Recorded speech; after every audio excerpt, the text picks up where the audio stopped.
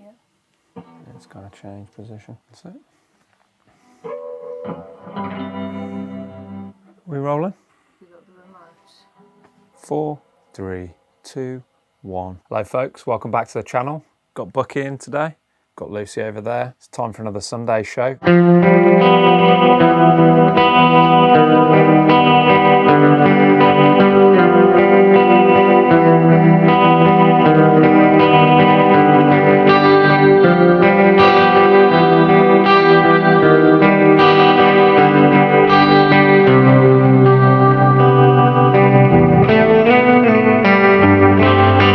Just recently back from Wales, if you saw the post. It's ran my first ultra marathon, which was great. Really cool experience. I might make a video about that. I was going to do it for this video, but I figured the algorithm is a cruel and brutal mistress. If you so much as change lanes even a little bit, I've got other interests, you get punished. We shouldn't really care about that, should we? I think I want to make a video about it. Would you like to see a video about that? Not a running video, but you know, how it kind of ties in with music, which it does. I'll still play on the video. I'll still do some good sounds, but let me know in the comments. Just say that sounds cool, or yes, or even just a thumbs up emoji. And while you're at it, give the video a like. I guess I could have called this. I might have called this video Ultimate Clean Sound Tutorial. In YouTube world, I think there's so much tone chatter that the one thing that like I genuinely think gets overlooked is really great clean sounds. Most of the clean sounds I hear on YouTube, you know, no offense, sound like they're coming straight out of this thing. Even the ones that, you know, have got I mean, if this is your main rig, no offense, like obviously the Zoom 505. Even really huge channels seem to overlook this stuff. Obviously, today is about the Plexi. We're back on the Plexi. But it is also a sort of a part 2 on the JHS gain stage, because that is a huge part of my clean sound setup here. I should say, you know, the reason I'm doing all this is because, you know, winter's approaching, which means the road is calling, which, you know, is always exciting. And I am gonna, I think, take more of like the YouTube rig out this time, so you can hear that in the real world. So take the Marshall, take the Rickenbacker. Hopefully we're playing some venues that, you know, this stuff just won't be stolen straight away.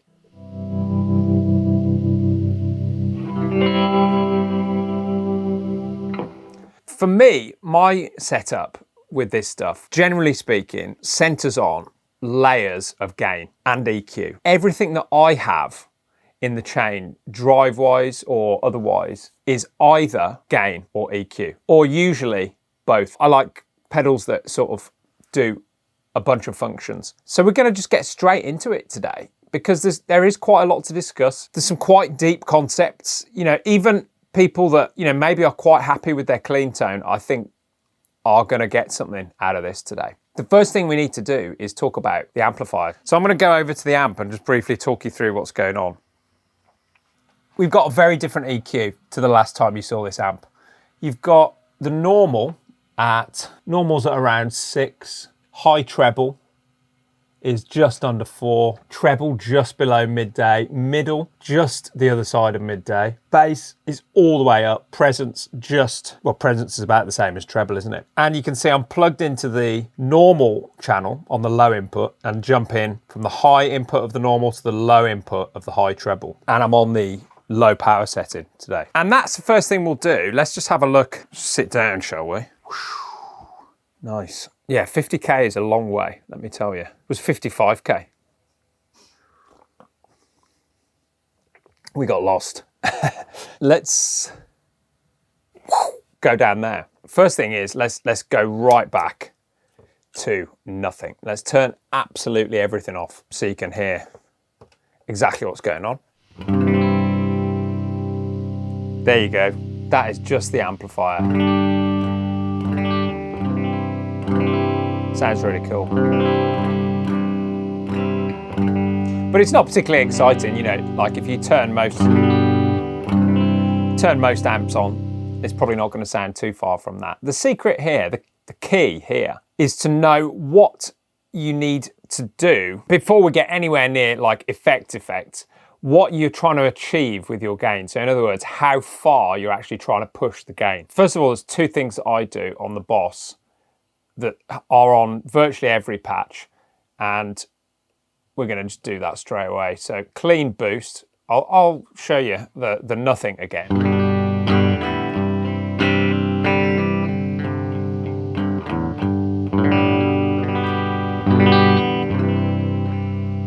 Now I could tell you the settings of these things, but all of this stuff really is about, you know, listening to how the amp's sounding and what you're trying to achieve with it. So the main point of the clean boost is just more level into the amp. The reason I bought the Plexi, the reason I bought that thing is that I can put a lot of level into the front of it. If I put this exact thing into the Fender, which maybe we'll do at some point, it would be breaking up for sure. That's the clean boost. Then we're adding some EQ. And the main thing, the only thing that is happening with that EQ is bottom end.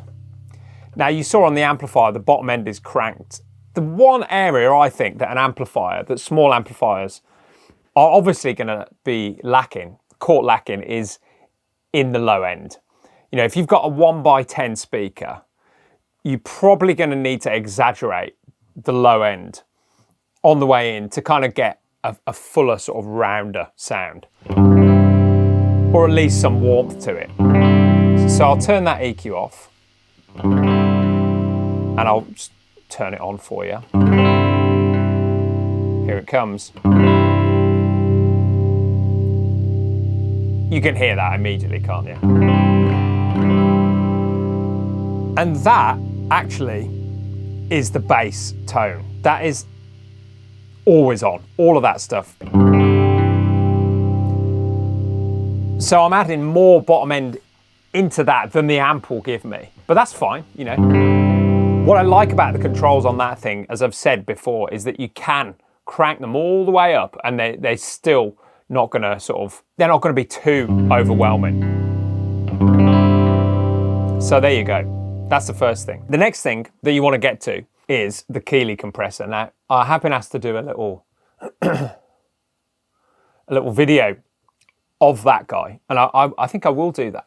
The Keeley compressor, anyone who's watched this channel before will know that this thing is always on, and it's doing a lot.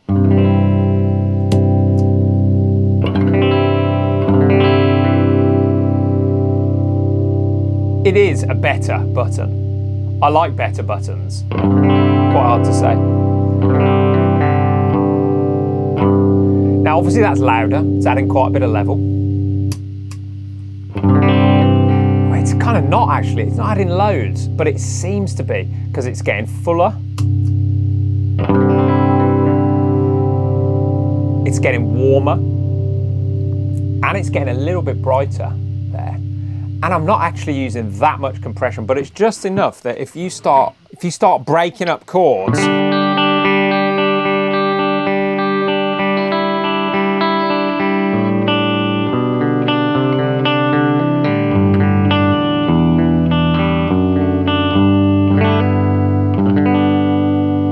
you know, it really starts to smooth it out. I mean, I'll just show you that same thing, so.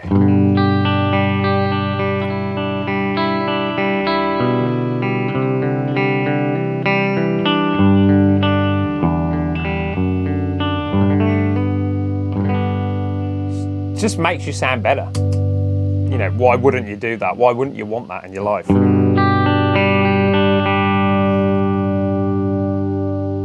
You could obviously do that on the Boss, but that's, you know, better. That's why we're doing it. From there, you know, we're really getting into the big stuff now. Forget about the EQ for now. Let's go straight to this guy. This is like the perfect, for me, partner to the Plexi.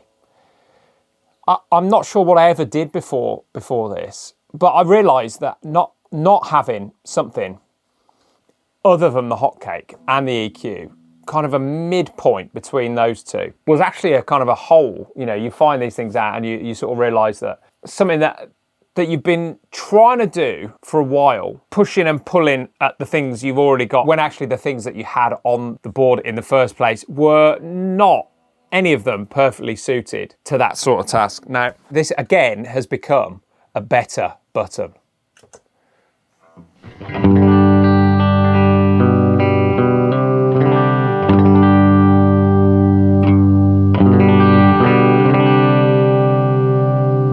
Absolutely brilliant. We'll come back to the settings in a little bit, because for some of you, I realise that you're going to need more drive than this, but setting up in this way allows you to sort of build this in. Even if you don't have the exact same gear, if you just follow the process, the layering of the gain and the EQ, you'll be able to extend the drive or the brightness or the low end to suit whatever you're trying to do, within reason. Obviously, if you're talking about sort of gnarly chugging metal, then let me know.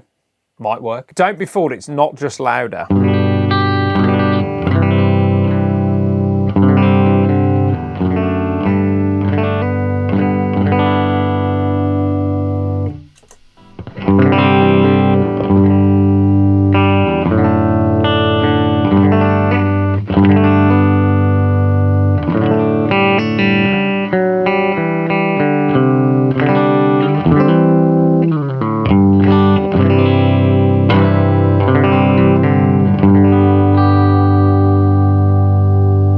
So that is actually the last thing on here. In other words, all of this stuff goes into that. And for that reason, I think that might actually just be, it might become kind of an always on thing like that.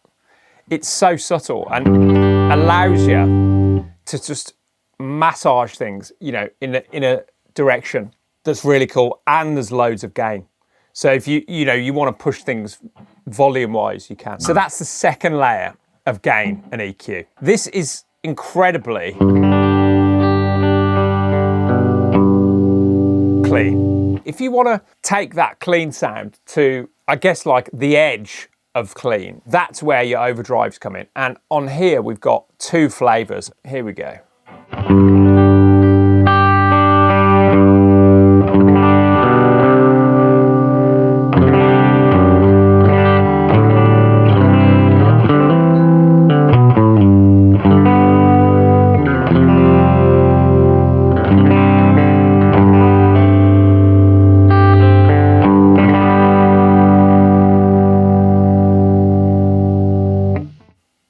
Really cool. And then the hotcake. This needs to get its own video at some point as well.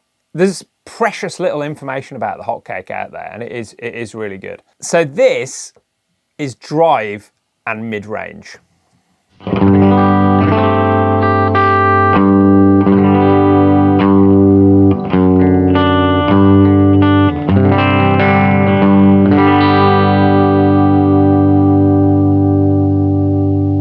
But I think if somebody just played you that sound, you'd still go, oh, that's a clean sound. But it's not this clean sound, and it's certainly not this clean sound. Right? Like, Wales. To be able to kind of control the level of drive and the EQ along the way is a fantastic thing. What's the point in doing that? Well, let's say, you've got a part that is strummed. I'm gonna get Lucy to do the pedals. We press the JHS, please, in 1, 2, 3, 4.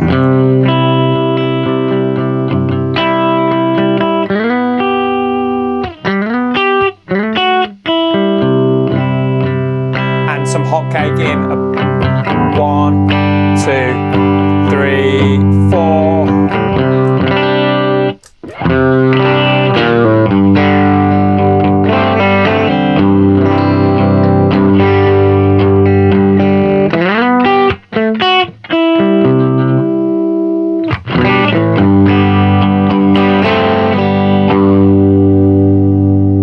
Let's do that again. You now know how hard you've got to press on all of them.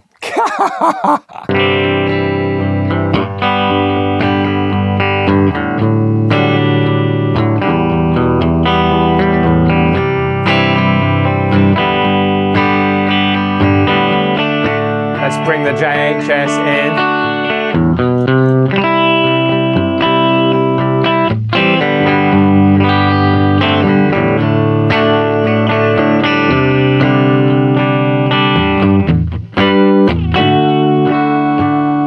Okay.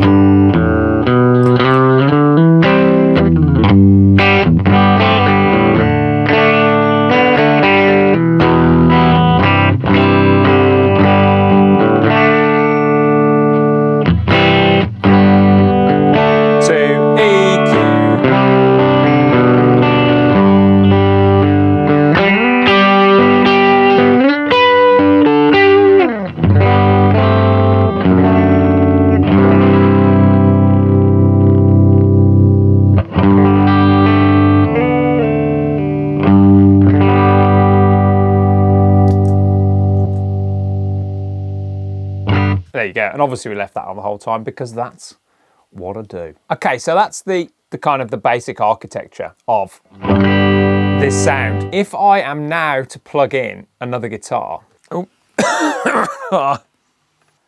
so we've got the famous red telly. Doesn't get a lot of action on this channel, does it, the red telly?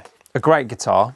Regular viewers of the channel will know that I don't use humbuckers, but I do use mini humbuckers. The point of me showing you all of this is to show you that if you needed to, change guitar, if you're running extreme settings on pedals, or rather if there's big jumps in gain or EQ, you're going to run into problems. I know plenty of players base their whole sound on quite extreme changes from element to element, but this I think is like the best kind of all-round approach for the stuff that I do. This is what I've developed over 30 years of playing. So now you want to hear the telly, so let's do that. Let's start on the middle.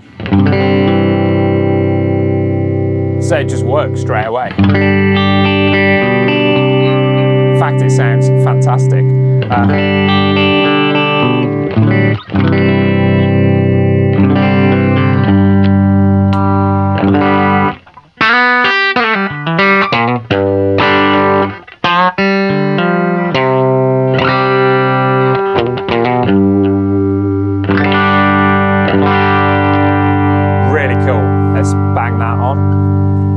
Start screaming now.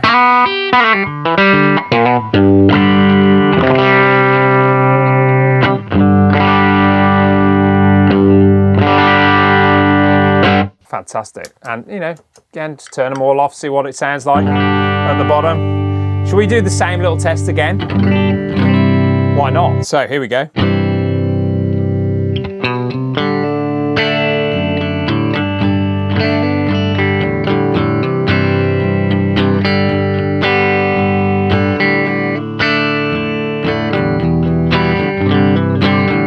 Let's go JHS, 2, 3, 4.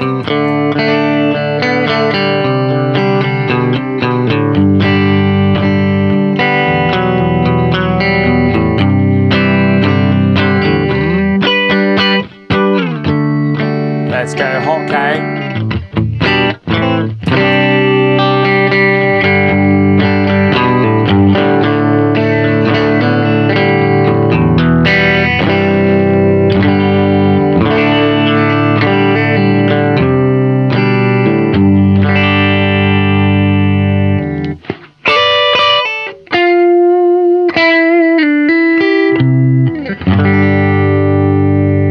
Oh, and the EQ, sure, yeah, so go for it.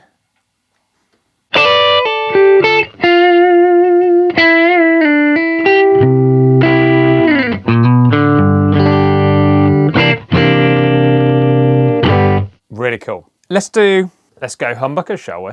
So obviously telly's single coil. Time for another red guitar. We've kind of also come down in price point. We've got like the Rickenbacker, which is the most expensive guitar I've ever bought by some distance. Then we've got the red telly, a fantastic guitar, but mid-price. I think we paid about 500 quid for that. And then we got one of two Epiphone Wilshires. This is a guitar that I've definitely done the most gigs with over the last 10 years, and it cost me £230, and it is fantastic. Quite a lot has been replaced on this, not through me wanting to like mod it or something, just because things stopped working because I've sweated so much into it. This one, famously, I broke the headstock off this one.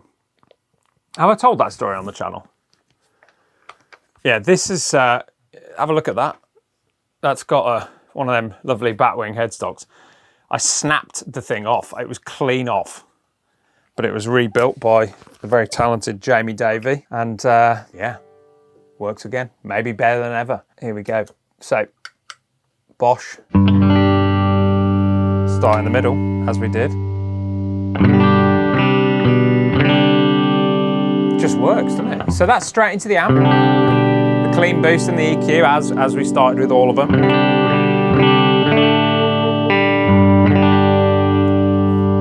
Let's go through the same thing, shall we? Are you ready? Here we go.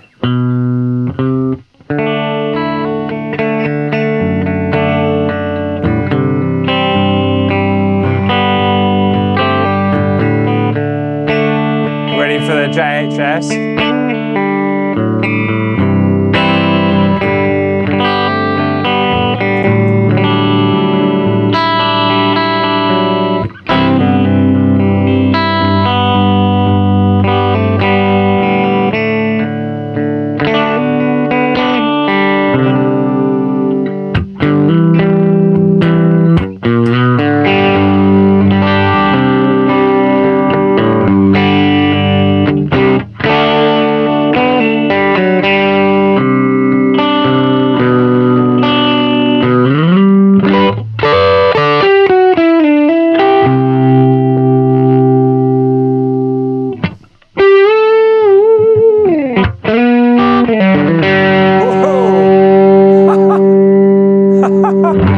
That's the 230 quid, isn't it?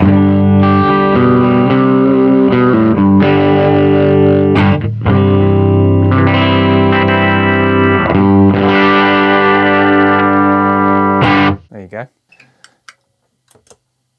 Really cool, isn't it? And I think that is something that a lot of guitarists struggle with. Well, certainly I think a lot of guitarists come up against when they're building their rigs. They think, oh, well, that'll work for my Strat, you know, but it won't work for my, you know, I don't know, Tele. The way that I've put all that together allows the guitar to speak through the amp without any big jumps in gain or EQ through the drive elements of your setup. You're gonna allow the guitar to basically speak to its best ability. You're gonna allow the amp to sort of describe the guitar without anything else getting in the way, but you're still able to manipulate the sound. We haven't touched on any of the fun stuff yet. So let's just do that, shall we? Coming back to what I've done this for, when I'm building a rig for live, I obviously want to have as much scope for options as possible so that when I go into rehearsals, if somebody goes, oh, this needs a, you know, vibrato on it, wide, you know, spacey vibrato.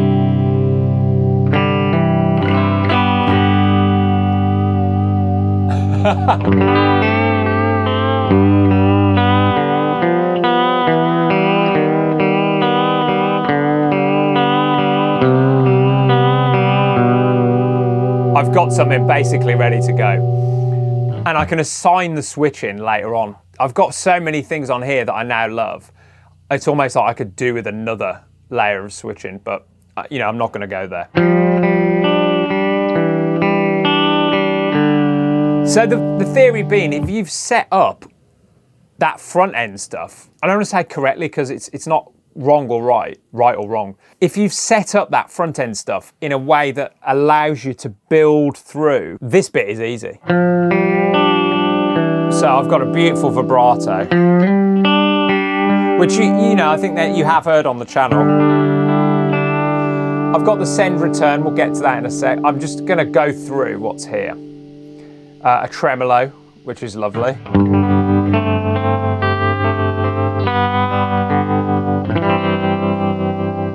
Now this, I think, is where you can be more extreme with your sounds. You know, this end, I think, is like the bit where you can actually really add loads of character.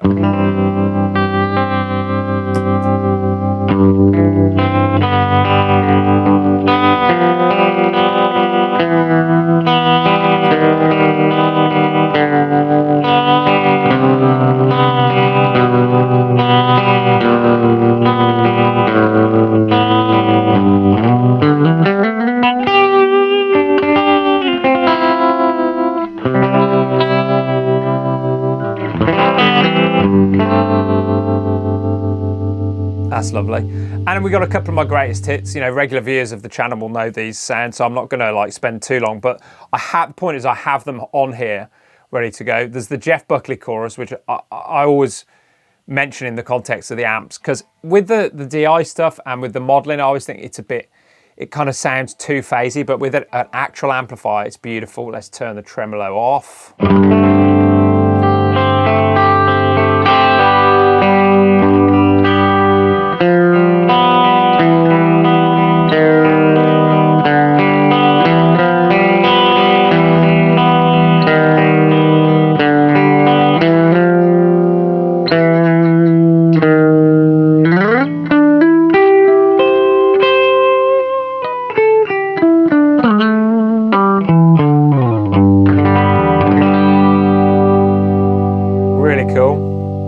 Sparkle on the top end, that's the Jeff Buckley chorus. Then if you want to go and have a look at those videos, they are almost certainly on this occasion up there.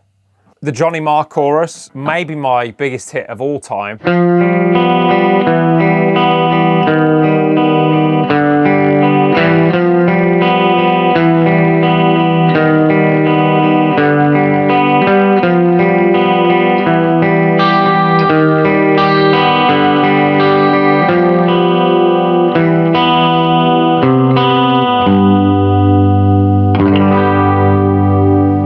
They combine. Let's put the Johnny Marr chorus on, the vibrato on, and the tremolo on. Put the Jeff Buckley chorus on as well. Sure.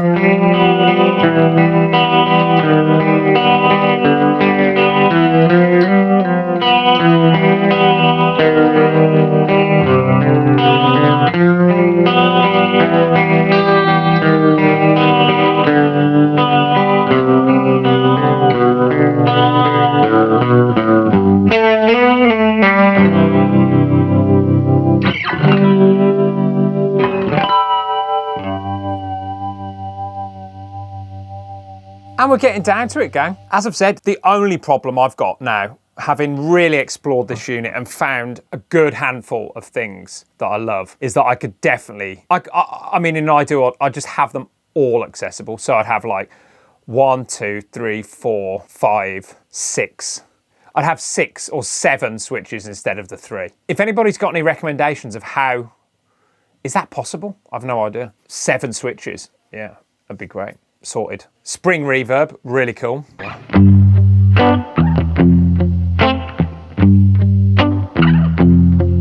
Bucky likes spring reverb.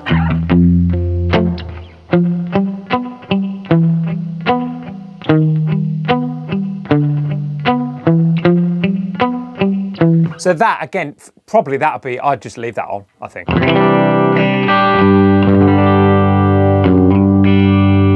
And then the reverb, I have switchable, the Jeff Buckley reverb preset, which has basically become my reverb of choice, long reverb. So that's the 3 reverbs.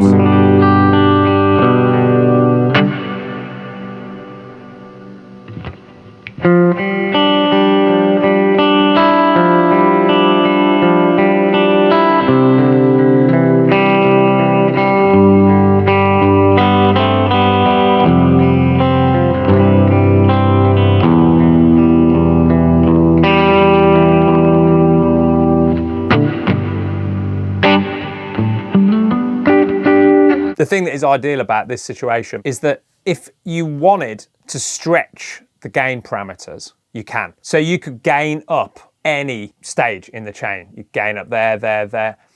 You could even gain up right at the front.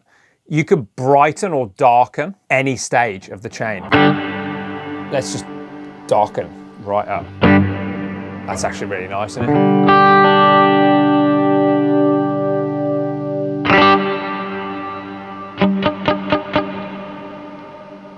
Really cool. So I'm going to actually just darken that up straight away.